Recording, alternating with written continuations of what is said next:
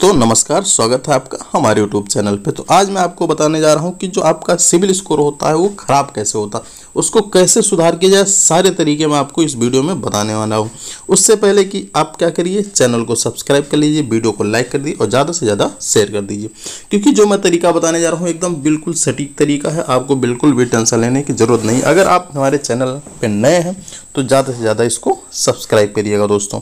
तो सबसे पहले मैं बताता हूँ कि सिविल स्कोर ख़राब क्यों होता है। सबसे पहला रीज़न, उसको कैसे सही करना है दोस्तों। पहला चीज़ ये होता है कि हम जब समय पे पेमेंट नहीं करते हैं, समय पर भुगतान नहीं करते हैं, तो हमारा जो क्रेडिट स्कोर है या सिविल स्कोर है वो प्रभावित हो जाता है दोस्तों, ख़राब हो जाता है। सिविल स्कोर हमारा डाउन हो जाता है दोस्तों। इसके लिए हमें बड़ी दिक्कत होती है। हम कहीं भी लोन लेने जाते हैं तो हमारा सिविल स्कोर सबसे पहले चेक किया जाता है दोस्तों।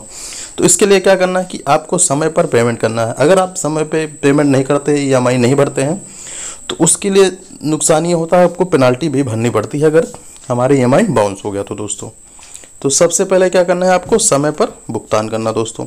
फिर अगली बात क्या करते हैं, हम क्रेडिट रिपोर्ट जब हम डाउनलोड करते हैं या फिर हम देखते हैं, तो उसमें हम सबसे पहले देखिए कि हमने कमी क्या की है दोस्तों, हमने किस कारण से हमारा सिविल स्कोर डाउन हो रहा है। दूसरा, सबसे पहले तो आप खुद जांच करें कि क्रेडिट रिपोर्ट क्यों कम हो रहा है। इसको दोस्तों किसी से समझने की जरूरत नहीं है। सिविल स्कोर आप डाउनलोड करिए, कितना आपने लोन लिया है, कितना उसका EMI बाकी है, समय समय पर हमारा पेमेंट हो रहा है कि नहीं हो रहा है।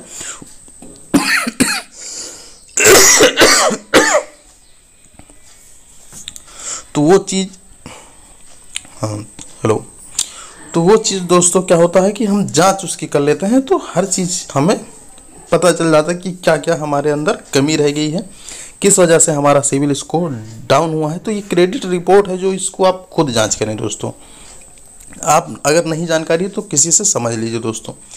और दूसरी चीज़ मैं बताने जा रहा हूँ, एक अच्छा जो क्रेडिट बैलेंस अगर आपको बनाना है, क्रेडिट मतलब सिविल स्कोर अगर आपको मेंटेन करना है, तो क्या करना होगा दोस्तों। देखिए, सबसे पहली चीज़ होता है, आप क्रेडिट कार्ड लिए हैं, पर्सनल लोन लिए हैं, ऑटो लोन लिए हैं, होम लोन लिए हैं, ऐसे जैसे लोन हैं, जैसे इन सबको जो क्या माना जाता है, एक असुरक्षित लोन माना जाता है कि रिस्क है इसमें। पर्सनल लोन है, ऑटो लोन है, हम समय से पेमेंट नहीं कर पाए तो हमारा रिस्क हो जाता है कि हम पेमेंट कर पाएंगे कि नहीं कर पाएंगे दोस्तों। तो क्या होता है कि हमारा जो क्रेडिट ब्यूरो एजेंसी है सिविल, वो क्या करता है, इन सारे मापदंडों को देखता है। उसके बाद आपका अगर रेगुलर EMI जा रही है तो आपका जो अच्छा सिविल दिखाएगा, अगर नहीं जाता है तो गड़बड़ दिखाएगा दोस्तों। उसके बाद क्या करना है दोस्तों कि आप कोई भी लोन का बकाया ना रखें। मान लीजिए कि आपने 10 लाख का लोन लिया, 5 लाख का, 2 लाख का, 1 लाख का, अगर आपने टाइम टू टाइम पेमेंट कर रखे हैं, अगर नहीं कर रखे हैं तो उसको टाइम से देते जाइएगा। वो आपका जो सिविल है वो मेंटेन हो जाएगा, सही हो जाएगा दोस्तों। तो और खाते को ज़रूर से ज़रूर बंद कराया करिए। पांचवी चीज़ क्या है दोस्तों, अगली चीज़ ये है कि जॉइंट अकाउंट होल्डर से बचें। आप जॉइंट अकाउंट होल्डर मत खुलवाएं खाता। उससे क्या होता है, जैसे अगर आप मान लीजिए गारंटर बनते हैं किसी लोन में, तो उसका क्या है, जैसे उनका तो सिविल स्कोर डाउन होगा अगर वो पैसा नहीं जमा करते, तो आपका भी सिविल स्कोर डाउन हो सकता है। आपके जो सिविल स्कोर पे, आपके सिविल स्कोर पे भी प्रभाव पड़ता है दोस्तों।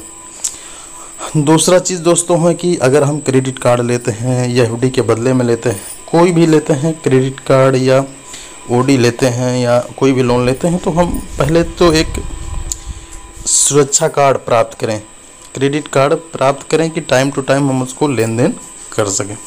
और दोस्तों अगली चीज़ क्या है कि एक समय पर कई लोन ना लें। एक समय पे मान लीजिए हम 5 लोन ले लेते हैं, 10 लोन ले लेते हैं, तो हम रेगुलर पेमेंट नहीं कर पाते, तो उससे सिविल स्कोर डाउन हो जाता है। तो इसके लिए क्या है कि ज़्यादा लोन लेने से आप बचें, कि हम ढेर सारे लोन ना लें, 1 ही 2 लोन लें, 3 लोन लें, जिसका हम आराम से दे सकते हैं दोस्तों।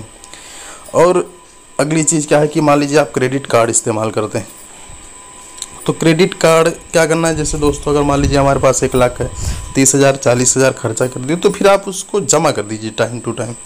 तो आपका जो क्रेडिट की लिमिट है, वो क्रेडिट स्कोर वो मेंटेन रहेगा। 1 लाख में जैसे मान लीजिए 30,000 ज़्यादा, अगर 1 लाख में 1 लाख खर्चा कर दिए तो हो सकता है 1 लाख आप जमा ना कर पाएँ। तो हम दोस्तों क्या करते हैं, उसको ज़्यादा से ज़्यादा इस्तेमाल ना करें। और खर्च ज़्यादा ना करें। ऐसा करें कि हम उसको टाइम टू टाइम जमा करते रहें। और क्या है, जब से कोई दोस्तों EMI, मान लीजिए ज़्यादा EMI कम होगी तो आप टाइम से पेमेंट दे पाएंगे। EMI अगर ज़्यादा नहीं हुई तो आप धीरे धीरे पेमेंट करके उसको चुका देंगे। तो ये सबसे टाइम पीरियड जो होगा ना, वो लॉन्ग समय के लिए आप लें, कम समय के लेंगे। EMI ज़्यादा हो जाएगी दोस्तों तो दिक्कत होगी। तो उससे क्या होगा, एक लंबा EMI अगर आप लेंगे तो जो सिविल स्कोर है दोस्तों तो वो आपका मेंटेन होता चला जाएगा दोस्तों। और दोस्तों हम अगले जानकारी आपको देना चाहते हैं कि अपना जो क्रेडिट कार्ड की लिमिट वो हमेशा बढ़ाते रहें। हमेशा क्रेडिट कार्ड की लिमिट जब आप बढ़ाएंगे तो क्या होगा, ज़्यादा पैसा खर्च होगा तो लगातार आपका लेन देन होगा, तो आपकी जो लिमिट होगी सिविल स्कोर लिमिट की वो आप मेंटेन करती चली जाएगी दोस्तों। तो ये कुछ चीज़ें हैं दोस्तों, आप इसको पूरी ध्यान से, पूरी जानकारी से आप इसको मेंटेन रखें। कोई टेंशन लेने की बिल्कुल भी ज़रूरत नहीं। आपका सिविल स्कोर, जैसे मान लीजिए आप मोबाइल ले लिए हैं तो उसका लगातार EMI भर दीजिए तो आपका उससे भी सिविल स्कोर अच्छा हो जाएगा। छोटा सा लीजिए कोई भी चीज़ जो हम रेगुलर किस्त उसकी दे पाएँ तो आपका सिविल स्कोर डाउन हो जाएगा, तो आपका सिविल स्कोर मेंटेन हो जाएगा दोस्तों। तो इसी के साथ चलिए वीडियो को लाइक करिएगा, शेयर करिएगा और ज़्यादा से ज़्यादा लाइक करिए और चैनल को ज़रूर सब्सक्राइब करिए। चलिए दोस्तों, धन्यवाद, मिलते हैं नेक्स्ट वीडियो में।